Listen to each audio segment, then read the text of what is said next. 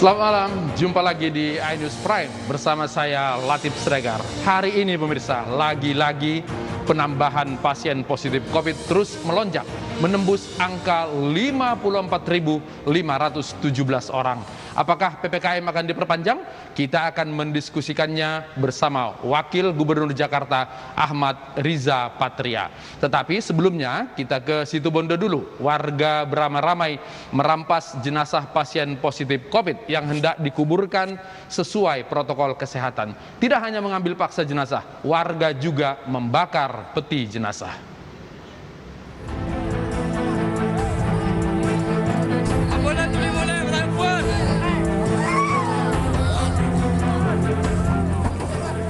Inilah detik-detik saat puluhan warga Melandingan, Situbondo, Jawa Timur mengambil paksa jenazah dari mobil ambulans.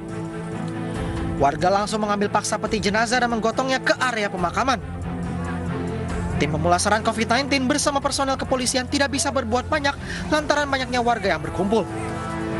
Tidak hanya mengambil peti jenazah, warga juga nekat membuka peti dan mengambil jenazah untuk dimakamkan tanpa protokol COVID-19. Diarahkan oleh pihak keamanan untuk masuk ke lokasi pemakaman. Nah, pada saat masuk itu masa sudah banyak di sana menyetop ambulan hingga buka ambulan jenazahnya digotong. Nah, kita sudah nggak bisa apa-apa. Mengantisipasi insiden lanjutan, kepolisian setempat pun melipat gandakan pengamanan.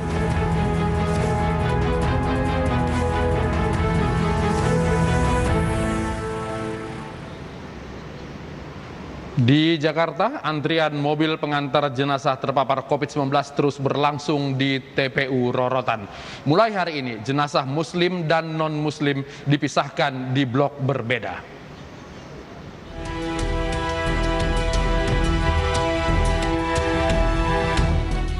Hingga malam ini, TPU Rorotan Cilincing, Jakarta Utara masih kedatangan mobil ambulans yang mengantarkan jenazah pasien COVID-19.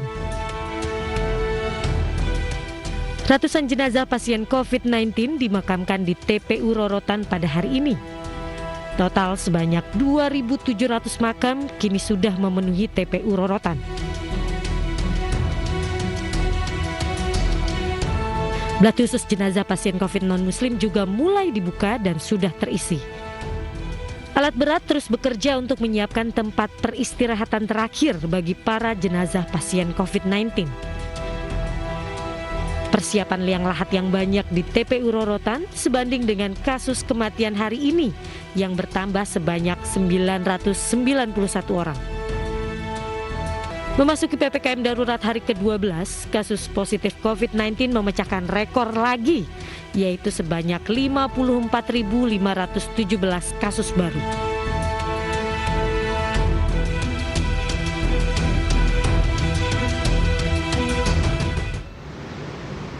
Penambahan pasien positif di tengah berlangsungnya PPKM darurat terus tak tertahan. Sinyal perpanjangan masa PPKM darurat pun mengemuka. Pemerintah Jakarta mengaku siap jika perpanjangan dilakukan.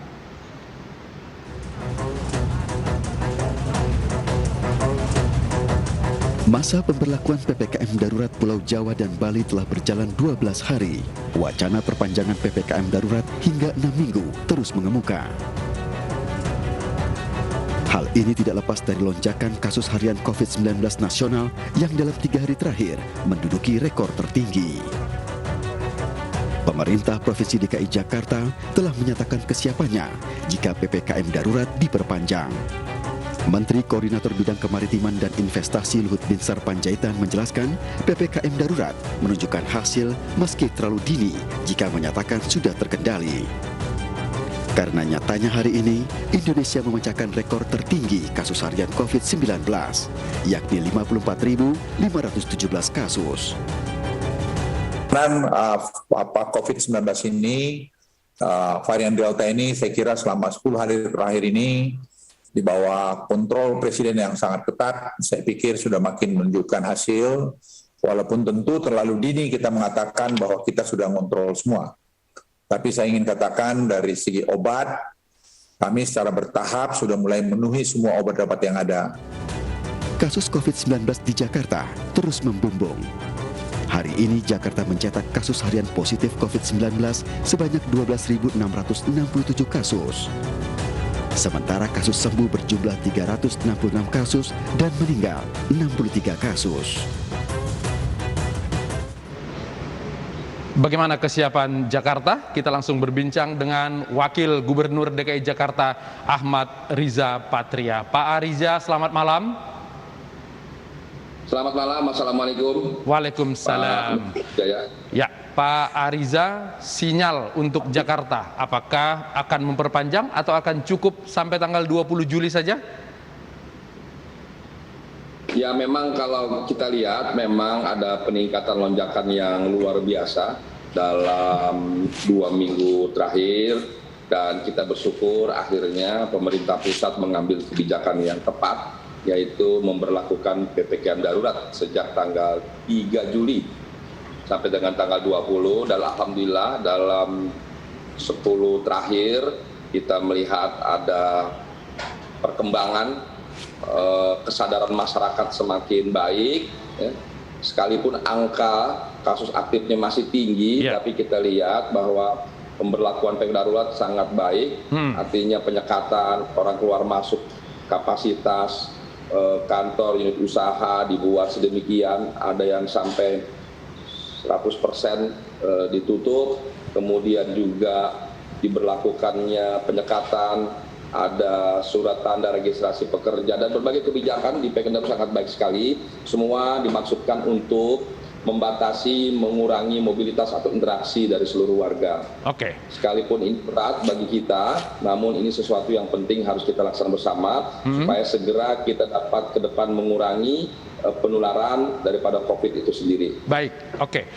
Pak Ariza menyampaikan bahwa indikator-indikator PPKM darurat semua berjalan baik. Tapi fakta kita lihat bahwa jumlah kematian dan jumlah pasien positif di Jakarta tetap tinggi. Bagaimana kemudian mensinkronkan ini? Ya, yang pertama, tingginya angka di Jakarta disebabkan oleh Jakarta sebagai ibu kota, pusatnya interaksi, pusat berbagai kegiatan, pusat pemerintahan, keluar masuk orang dari dalam luar negeri, dari Sabang sampai Merauke. Itulah Jakarta sebagai ibu kota.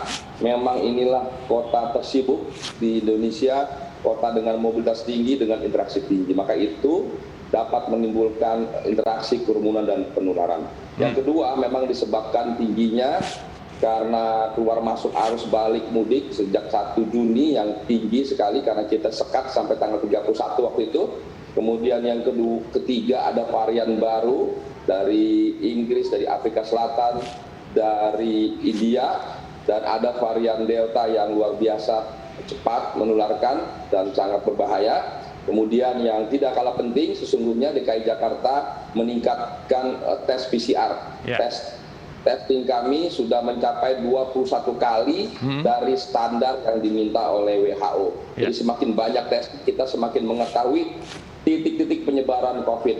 Kemudian kita lakukan kontak tracing, dan pada akhir kita lakukan treatment 3T, tugas kami pemerintah, tugas masyarakat ada 3M, mengurangi mobilitas, menghindari kerumunan, dan lain sebagainya. Jadi memang ada peningkatan, tapi peningkatan lonjakan ini dengan diketahuinya titik penyebaran, kita akan lebih cepat mengatasinya, menangannya. Sekalipun bagi pemerintah tentu ini menjadi beban yang berat karena kami harus juga dengan cepat dan baik menyiapkan berbagai fasilitas seperti tempat tidur, ruang ICU, rumah sakit, vitamin, obat-obatan, oksigen, dan tenaga kesehatan yang paling berat harus kami siapkan juga. Ini harus kita siapkan sesegera mungkin. Oke, target daripada PPKM darurat itu adalah mengurangi mobilitas warga. Kalau di Jakarta sendiri perhitungan Pak Ariza itu berapa persen pengurangan mobilitas selama PPKM darurat ini? Alhamdulillah menurut data yang kami terima setidaknya mencapai 54% mobilitas itu berkurang sekali. Kita lihat di jalan-jalan alur keluar masuk sudah sangat tinggi. Laporan yang kami terima cukup baik ya mobilitasnya. Kalau memang angkanya masih tinggi, Mas Latif, jadi memang lebih pada disebabkan ini kasus-kasus yang ada ini terdeteksi melalui tes PCR yang tinggi. Jadi kalau kita sekarang angkanya mencapai hari ini tadi sampai 12.667 dengan 21 kali lebih besar dari yang standar WHO. Kalau kita hanya 10 kali mungkin angkanya juga cuma setengahnya, katakanlah 6.000. positif di DKI Jakarta. Jadi sekali lagi, tidak sekedar kita melihat tingginya lonjakan, tolong dicek juga tes PCR yang kami lakukan. Depan kita akan terus tingkatkan, jadi semakin banyak tes, semakin kelihatan titik penyebarannya, ini semakin baik karena kita semakin cepat melakukan upaya pencegahan, penanganan, pengendalian, dan penyembuhan daripada pasien itu sendiri. Dan masyarakat juga semakin berhati-hati bahwa kita masih dalam suasana yang perang, dalam suasana yang belum baik. Mari kita bekerja sama dengan masyarakat untuk tetap berada di rumah, kemudian laksanakanlah prokes dengan baik, pakai masker, jaga jarak, cuci tangan, dan sebagainya. Kemudian yang 3 kali per hari, sekarang kita mari laksanakan dan tegakkan PPKM darurat. Oke, kalau harus diperpanjang, artinya kemudian ada kebutuhan untuk mengurangi mobilitas warga lagi. Apa kira-kira yang akan dilakukan? Adakah pengurangan-pengurangan lagi atau penambahan penyekatan di beberapa lokasi? Ya, memang dari Polda Metro, kami dibantu Polda Metro, Kodam Jaya, Kajati, ada Forkopimda, jajaran di DKI Jakarta, kemudian para pakar, para epidemiologi, pemerintah pusat, semua kita berkolaborasi bahkan dengan pihak-pihak swasta dan masyarakat mengatasi, bekerja sama mengatasi pandemi COVID-19 ini.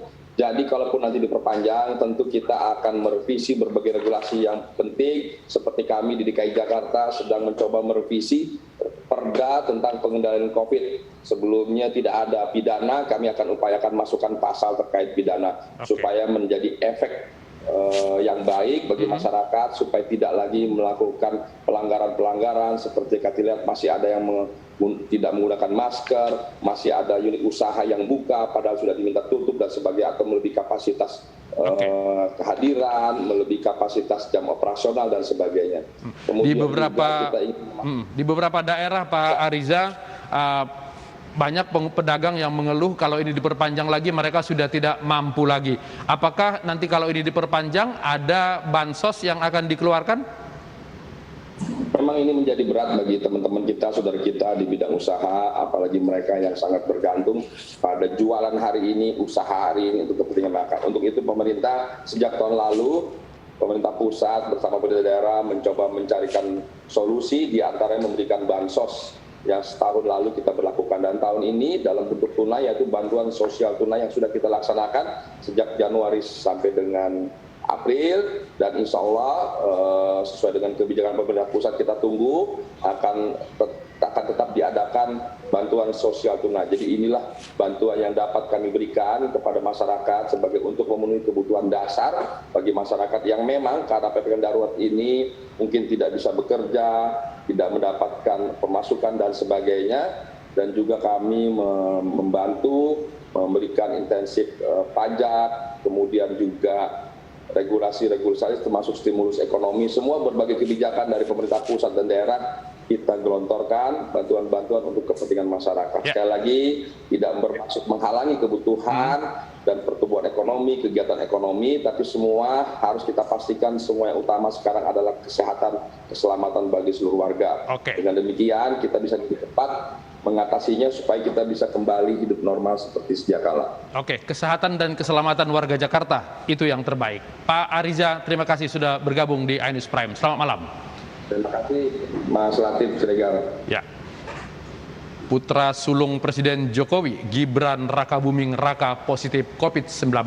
Saat ini Gibran menjalani isolasi mandiri. Informasi tersebut menjadi satu dari 5 berita yang kami rangkai sebagai berita pilihan hari ini.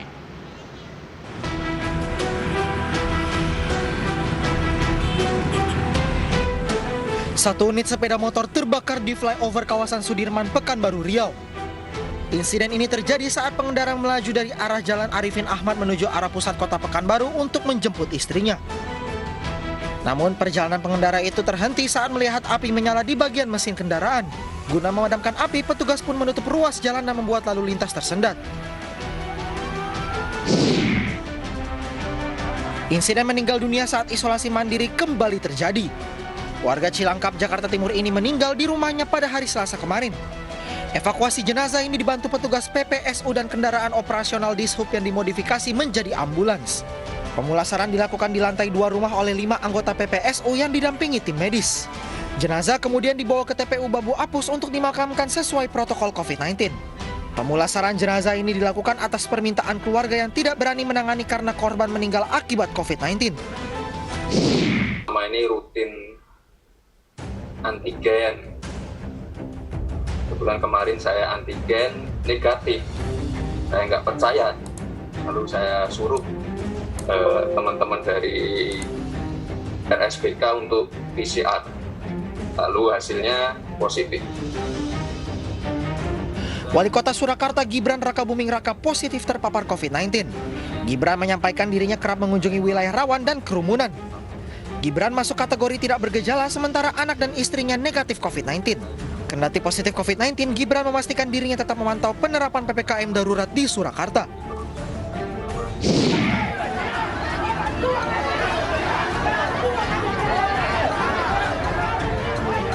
Keributan ini terjadi saat sejumlah warga yang marah mendatangi rumah pelaku pembunuhan di Makassar, Sulawesi Selatan. Mereka tidak terima karena sempat beredar info pelaku tidak hanya membunuh korban, namun juga menjual organnya. Sempat terjadi ketegangan antara massa dengan polisi yang mengadang aksi mereka. Kejadian ini bermula dari kasus pembunuhan Jamaluddin yang tewas dengan luka tusuk senjata tajam dan ditemukan di pinggir kanal tertimbun batu.